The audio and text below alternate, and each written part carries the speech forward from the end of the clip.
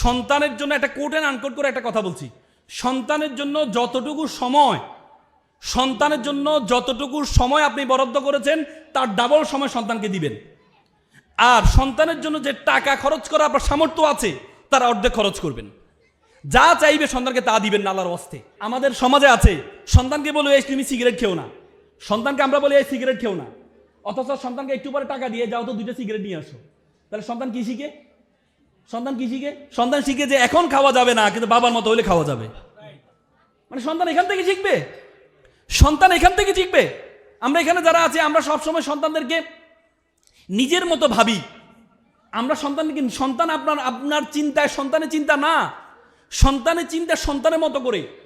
আমরা সবসময় ভাবি কিরে আমি পড়াইতে পড়াইতে আমার মুখস্থ হয়ে যাচ্ছে, আমার ছেলেটার মুখস্থ হয় না, কি গদ্যম একটা সন্তান বলি না আমরা, বলি কিনা যে তারে পড়াইতে পড়াইতে আমার মুখস্থ হয়ে যাচ্ছে কিন্তু তার মুখস্থ হচ্ছে না কেন? আমরা সন্তানকে নিজের মতো করে ভাবি। একবার একটা ছেলে কান্না করছিল খুব বাসায়, তো তার বাবা আসে আর মা বললো তুমি তারা একটু পাশে এটা মেলাতে নিয়ে যাও, কান্না করছে সারাদিন আজকে কান্না করছে। তো বাবা তাকে সন্তানকে নিয়ে মেলায় নিয়ে যাচ্ছে, নিয়ে যাওয়ার পর মেলা যাওয়ার পর সন্তানকে দেখাচ্ছে বাবা দেখো নাগরদোলা, সন্তান কান্না করে। বাবা এই দেখো তোমাকে এই জিলাপিটা খাওয়াবো, সন্তান কান্না করে। সন্তানকে দেখে বাবা এই তো এটা খাওয়ার, এই খাবারটা তোমাকে খাওয়াবো, সন্তান কান্না করে। বলে কি রে ভাই, কান্না বন্ধ করার জন্য ছেলেরা আমি নিয়ে আসলাম, সে কান্না বন্ধ করবে, আমি যেটাই দেখাই সে কান্না করে, যেটাই দেখ কান্না করে, সমস্যা কি? তখন বাবা ভাবছে হয়তো ছেলের জুতার মধ্যে কোনো জুতুতে কোনো ব্যথা পাচ্ছে, জুতার মধ্যে কোনো ব্যথা পাচ্ছে। জুতাটা খোলার জন্য নিচে যখন নামলো, নামার পর যখন উপর দিকে তাকাইলো তখন দেখে যে এতক্ষণ পর্যন্ত তাকে নাগরদোলা, জিলাপি, তাকে সুইংগাম যা দেখাইছে এ সবগুলো মানুষের মাথা দেখা যাচ্ছে, আর কিছু দেখা যায় না। সন্তানকে যখন বলছে বাবা দেখো এই তো জিলাপি তোমাকে খাওয়াবো, সে দেখে মাথা, ওরে বাবা এই মাথা আমার খাইতে হবে, সে আরো কান্না করে। এই সন্তানকে যখন সে তখন দেখেছে নাগরদোলা, এই নাগরদোলা উঠাবো, সে দেখে যে ওরে বাবা এত বড় মাথার উপর আমার উঠাবে। তার মানে যখন আপনি নিচে নামলেন, নামার পর যখন উপর দিকে তাকাইলেন সন্তানের মতো হইলেন। আমরা যখন বসি তখন সন্তানের মতো হয়ে যাই না আমরা? সাইজটা সন্তানের মতো না? তো যখন নিচে বসার পরে সে যখন উপর দিকে তাকাইলো তখন তার কাছে সবকিছু কি পরিষ্কার হলো যে এতক্ষণ পর্যন্ত আমি সন্তানকে যা দেখিয়েছি সন্তান আসলে কিছুই দেখে নাই। সন্তান সব মানুষের মাথা দেখছে, কারণ প্রচুর মানুষ ওখানে। তার মানে আপনি আপনার সন্তানকে নিজের মতো করে চিন্তা করলে হবে না, সন্তানকে সন্তানের মতো করে চিন্তা করতে হবে। আপনাকে হইতে হবে পায়রার মতো, পায়রার মতো হইতে। পায়রা দেখছেন, পায়রা যখন খাবার গ্রহণ করে, শক্ত যত খাবার আছে সব গ্রহণ করার পরে চিবিয়ে নরম করে, নরম করে এখানে নিয়ে আসে। এরপরে সন্তানকে মুখটা খুলে আস্তে আস্তে একটু একটু করে নরম করে করে খাওয়ায়। তার মানে কঠিন জিনিস সব কিছু আপনি আপনার সন্তানকে পায়রার মতো করে নরম করে খাওয়াবেন। আর সন্তানকে মনে রাখবেন, সন্তানকে শুধুমাত্র ভালোবাসা দিলে হবে না।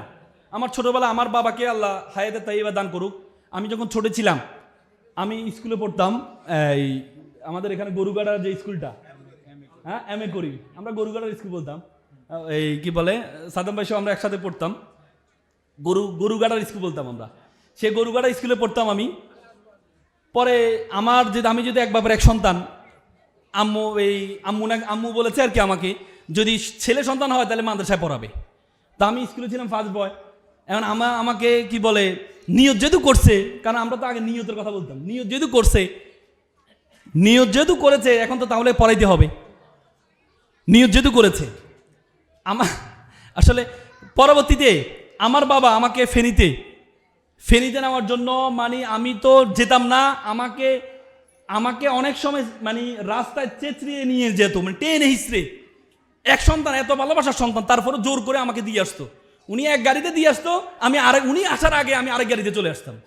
এসে কি করতাম, ঘরের পিছনে আতাল ছিল, আতালের পিছনে বসে থাকতাম, সারা রাত ধরে এখানে বসে থাকতাম, খাটের নিচে শুয়ে থাকতাম। হ্যাঁ, আব্বু তো জানে আমি কোথায় আছি, আমি ওখানে আছি, কিন্তু আমি তো এসে খাটের নিচে। তারপরেও জোর করে করে করে করে করে করে আমাকে দিয়ে আসছে। যদি সেদিন না দিয়ে আসতো, সেদিন যদি জোরপূর্বক আমরা সন্তানকে আমরা যেটা চাই সেটা দিয়ে দিই। এখানে যারা আছেন আপনাদের প্রতি উদাত্ত আহ্বান জানাবো, সন্তানের জন্য একটা কোট এন্ড আনকোট করে একটা কথা বলছি, সন্তানের জন্য যতটুকু সময় আপনি বরাদ্দ করেছেন তার ডাবল সময় সন্তানকে দিবেন। আর সন্তানের জন্য যে টাকা খরচ করা আপনার সামর্থ্য আছে তার অর্ধেক খরচ করবেন। যা চাইবে সন্তানকে তা দিবেন না আল্লাহর ওয়াস্তে। যা আমি আবারও বলছি, সন্তানের জন্য যে সময়টা আপনি বরাদ্দ করেছেন তার ডাবল সময়টা দিবেন। আর যে টাকা বরাদ্দ করেছেন সে টাকার অর্ধেক খরচ করবেন। আজকে যদি ভালোবাসা, আমি বললাম তো ভালোবাসা, আজকে আমি যখন ওই নিয়তের, আমরা তো অনেকে আপনাদের এখানে আছে অনেকে নিয়তের সন্তান, মানে আমাদের এই অঞ্চলে মনে হয় নিয়তের সন্তানটা একটু বেশি প্রচলন আছে। নিয়তের সন্তান, নিয়তের সন্তান মানে কি, সন্তান হইলে তারে মাদ্রাসা পড়াবো, এটাই বলে নিয়তের সন্তান। আমার মনে আছে আমি যখন সুপ্রিম কোর্টে ভাইবা দিচ্ছিলাম, তো ভাইবাতে আমাকে জিজ্ঞেস করতো, তখন আওয়ামী লীগের আমল, তখন আমাকে জিজ্ঞেস করতেছিল যে তুমি তো ইংরেজিতে, আমি পরীক্ষা রিটেন পরীক্ষা ইংলিশে লিখেছিলাম, তো ইংলিশে আমি সর্বোচ্চ মার্কস পেয়েছি, তা আমাকে বলছে তুমি তো ভালো লিখছো, তোমার নাম্বারও ভালো, কিন্তু তুমি মাদ্রাসায় পড়ছো কেন? তা আমি বললাম আসলে স্যার, কারণ তখন তো তারা আওয়ামী আমলে মাদ্রাসাটাকে একটু নেগেটিভভাবে দেখতো। হ্যাঁ, মাদ্রাসা মানে হচ্ছে এখানে জামাত শিবির বের হবে, এখানে বের হবে, জঙ্গি বের হবে, এ চিন্তা হইতো। তখন আমাকে বললো যে তোমার তো সবই ঠিক আছে, তুমি মাদ্রাসা পড়লা কেন? তখন আমি বললাম যে আমি আসলে এইভাবে আমার বাবা মা নিয়ত করছে যদি ছেলে হয় মাদ্রাসা পড়াবে। হ্যাঁ, ছেলে। এরপরে তো আমি এটা শেষ করে আমি ঢাকা বিশ্ববিদ্যালয়ে চলে আসছি। হ্যাঁ, তখন মানে আমাদের মধ্যে এই আতঙ্কটা কাজ করতো। আপনারা আজকে রিসেন্টলি মিডিয়াতে অনেক বেশি আমার একটা বক্তব্য ঢাকা বিশ্ববিদ্যালয় টিএসসিতে নবীন যারা ঢাকা বিশ্ববিদ্যালয়ের ছাত্র, নবীন যারা আসছে তাদের একটা ক্যারিয়ার গাইডলাইন প্রোগ্রামে আমি একটা বক্তব্য দিয়েছিলাম যে ঢাকা বিশ্ববিদ্যালয় যখন আমরা পড়তাম তখন আমরা অনেক সময় ফজরের নামাজ আমরা ওয়াশরুমে পড়তাম। এই বক্তব্যটা নিয়ে অনেকে বলছে যে ওয়াশরুমে কিভাবে নামাজ পড়লো, নামাজ কি হবে? কিন্তু এই জিনিসটার ব্যাখ্যাটা বুঝতে হবে, এটার ভিতরে কি বলেছি আমি কি বলার চেষ্টা করেছি। আমি বলেছিলাম ঢাকা বিশ্ববিদ্যালয় তখন হলগুলো পরিচালনা হতো ছাত্রলীগের মাধ্যমে। হলে উঠতে হলে আপনাকে ছাত্রলীগের মাধ্যমে উঠতে হবে। আপনি যদি ছাত্রলীগের মিছিলে যেতে হবে, যদি মিছিলে আপনি না যান তাহলে আপনি হলে থাকতে পারবেন না। আর আমরা মধ্যবিত্ত থেকে গিয়েছি, আমরা সেখানে আমাদের পক্ষে সম্ভব হয় নাই যে টাকা দিয়ে 5,000 টাকা 6,000 টাকা দিয়ে ম্যাচে থাকার সে সামর্থ্য আমাদের ছিল না। এজন্য আমরা যখন হলে উঠেছি, সবাই যারা ছাত্রদল করতো, আমার বন্ধু ওদিন আমি একটা টকশোতে ছাত্রদলের একজন কেন্দ্রীয় যুগ্ম সাধারণ সম্পাদক ছিল, আমি তাকে বলেছি, সে যদিও আমার বয়সের, আমার 1 ইয়ার ঢাকা বিশ্ববিদ্যালয় জুনিয়র, যদিও এখনো ছাত্রদল করে, সে 1 ইয়ার জুনিয়র। আমি তাকে বলেছিলাম যে আমরা যখন দেখেছি আমাদের বন্ধুরা যারা ছাত্রদল করতো, সকালে ছাত্রলীগের মিছিলে যেত, পরে যখন আবার মিছিল শেষ হতো তখন বিকেলে গিয়ে ছাত্রদলের প্রোগ্রামে যেত, কারণ তাকে হলে থাকতে হলে, সে মন থেকে ছাত্রলীগ করতো না, কিন্তু বাধ্য হয়ে তাকে সেখানে করতে হতো, কারণ হলে থাকতে হবে তাকে। তখন সে স্বীকার করেছে ছাত্রদলের সে নেতা, হ্যাঁ আমরা বাধ্য হয়ে করেছিলাম, কিন্তু যখন আমাদেরকে বের করে দিয়েছে মানে কি ধরা খাওয়ার পর বের করে দিয়েছে, যখন জানতে পারছে যে ছাত্রদল করেছে, কারণ সেখানে বাধ্য হয়। আর যারা আমরা শার্ট প্যান্ট পরতাম, অন্য নামাজ আমরা বিভিন্ন মসজিদে গিয়ে পড়তাম, কিন্তু হলের মধ্যে 2টা-3টা পর্যন্ত আমরা বিভিন্ন খেলাধুলা হইতো, সবাই জাগ্রত থাকতো। আমরা তো গণরুমে থাকতাম, এক রুমে 17-18 জন থাকতাম। যেহেতু আমরা এক রুমে 17-18 জন থাকতাম, আমাদের পক্ষে আমরা যখন আপনি একটা মানুষ 2টা-3টা ঘুমাচ্ছে আবার ফজরের সময় উঠে যাবে, ছাত্রলীগ মনে করতো যারা ফজরের সময় বলে দিত যে ফজরের সময় যারা উঠবে মনে করবা যে এটা শিবির করে কনফার্ম, কারণ 3টা বাজে সে ঘুমাচ্ছে আবার ফজরের সময় উঠবে, তার মানে এটা কোন আদর্শ ছাড়া এটা সম্ভব না। এজন্য যেহেতু তখন বলতো যে তোরা দেখবি যে এখানে কেউ ফজরের সময় কি উঠে কিনা, তখন আমরা ফজরের সময় কি করবো, আমার নামাজ তো পড়তে হবে, আমাকে আবার হলেও থাকতে হবে। আমরা কি করতাম, অনেকে কেউ আমার সাথে দ্বিমত করবে না, আমি একবারে পোস্টেড অনেক ছাত্রদলের নেতা, ঢাকা বিশ্ববিদ্যালয়ের সেক্রেটারি ছিল, নাম সব বলতে পারবো। ফজরের সময় আমরা উঠে ওয়াশরুমের ভান ধরে যেতাম। আমাদের ঢাকা বিশ্ববিদ্যালয়ের ওয়াশরুমগুলো ছিল বাথরুম, ছিল কি বলে টয়লেট ছিল এক জায়গায়, টয়লেটের অপোজিটে ছিল ওয়াশরুম মানে গোসলখানা, মানে এখন তো হচ্ছে একসাথে গোসলখানা, একসাথে মানে টয়লেটও একসাথে, আবার বাথরুম গোসলখানাও একসাথে। তখন আমাদের টয়লেট এখনো আছে ঢাকা বিশ্ববিদ্যালয়ে, যে এই হচ্ছে টয়লেট, এটার অপোজিটে থাকতে হচ্ছে গোসলখানা মানে ওয়াশরুম। সেটা রাতে তো কেউ গোসল করতো না, রাতে শুকাই যেত। তো শুকাই যাওয়ার পর আমরা এই টয়লেট থেকে আমাদের জরুরত সারানোর পরে তারপরে আমরা গোসলখানা আসতাম। গোসলের বান্দরে ওখানে শুকনা থাকতো, টয়লেট বিছিয়ে আমরা ফজর নামাজটা পড়ে তারপরে আবার ঘুমের বান্দরে আবার ঘুমিয়ে যেতাম। এখন অনেকে বলে যে এটা কিভাবে সম্ভব, অনেকে এটা নিয়ে খুব ট্রল করছে যে এটা কিভাবে সম্ভব। ওয়াশরুমে বুঝতে হবে, ইউ হ্যাভ টু নো আমার উদ্দেশ্যটা কি।